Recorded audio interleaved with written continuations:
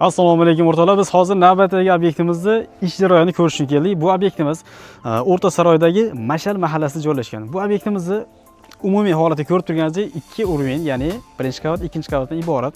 Bu obyektimizni razmerini aytadigan bo'lsak, 15:60 ga 13:50 hisoblanadi. Bu obyektimiz hosillar bilan kirib, ichkarilaridan ko'rinishlarini bir ko'rib o'tishga harakat qilamiz.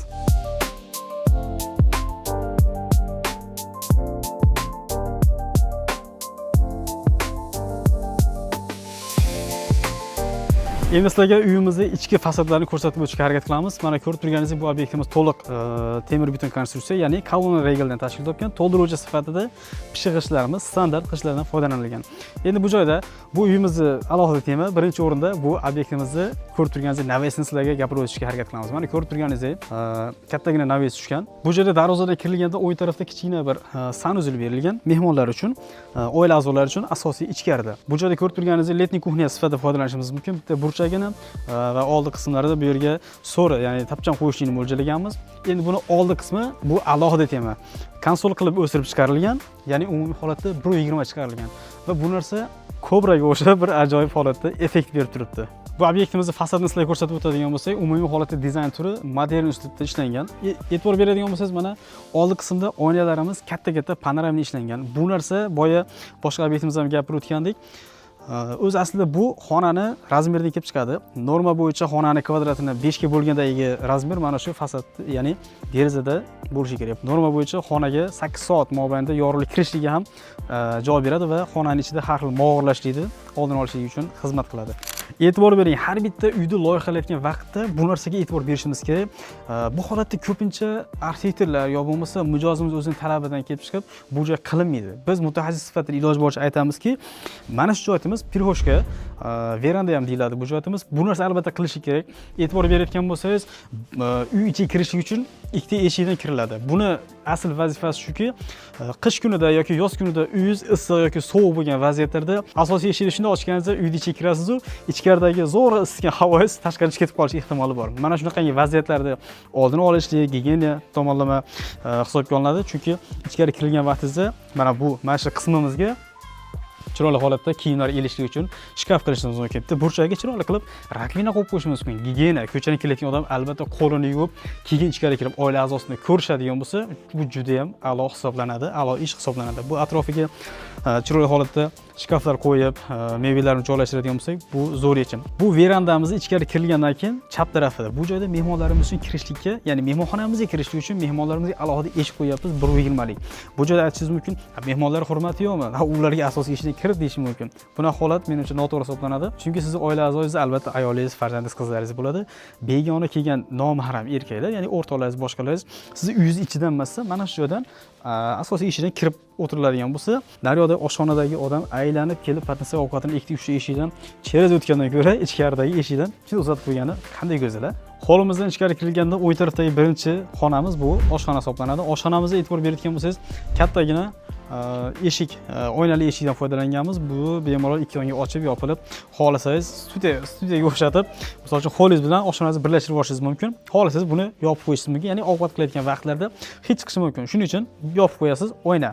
Undan keyingi xonamiz bu yosh kattalar uchun yotoqxona hisoblanadi. Bu joyda o'zini ichkarida radiatorskiy sanuzeli bor. Ko'p holatlarda mana bunaqangi devorlarimiz bor-ku, mana shularda devor, ya'ni bu 25 sm-lik pergorodkamiz hisoblanadi. Buni ostiga beton quyiladigan bo'lsa, ko'pincha podushka qilib pastdan ko'tarib chiqadi. Bu noto'g'ri oshiq xarajat hisoblanadi.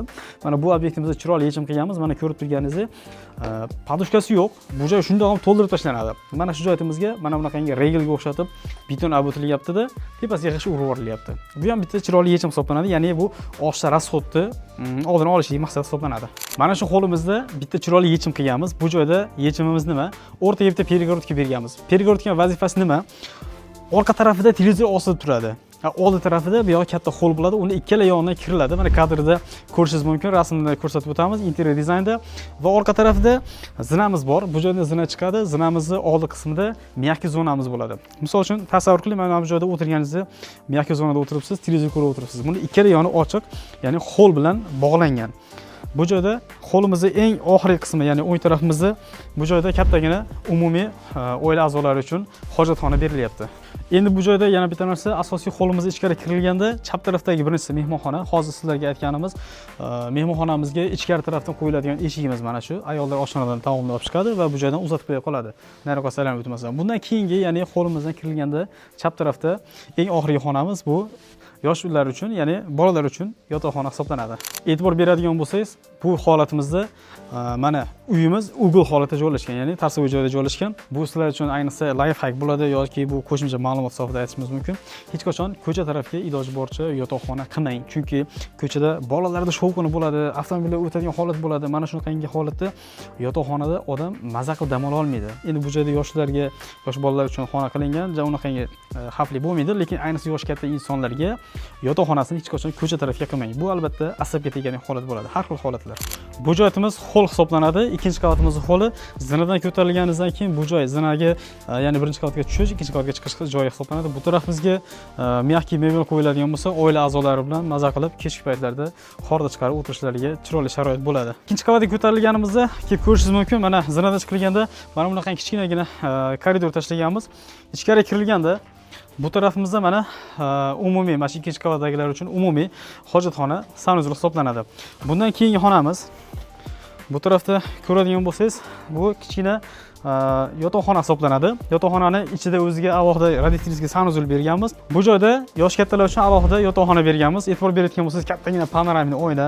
Ayni shu joyga spalnya qo'yiladigan bo'lsa, tasavvur qiling, bu tarafingizdan ham kattagina yorug'lik kirib turibdi. Juda ham bir yaxshi effekt beradi, xudo xolasa. Ikkinchi qavatimizda ham bu narsa mijozimiz albatta talab va istaklarga kelib chiqqan holatda kattagina mehmonxona berganmiz. Bu joyda ko'rib turganingizdek 4 ga 8 razmer o'lchamda. Bu joyda ham hozir aytganimizdek oynasi ko'p. Ko'cha tarafida ikkita oldi, ya'ni hovli tarafimizda bitta kattagina panoramli oyna berilgan. Balandligi 2 metr, eniga 240. Xo'p, keyingi xonamiz. Bu tarafimiz yosh bolalar uchun yotoqxona, ya'ni детский spalnya hisoblanadi bu joyimiz. Bu joyimiz mana ko'rganingizdek 4 ga 4,5 kattagina yotoqxona hisoblanadi.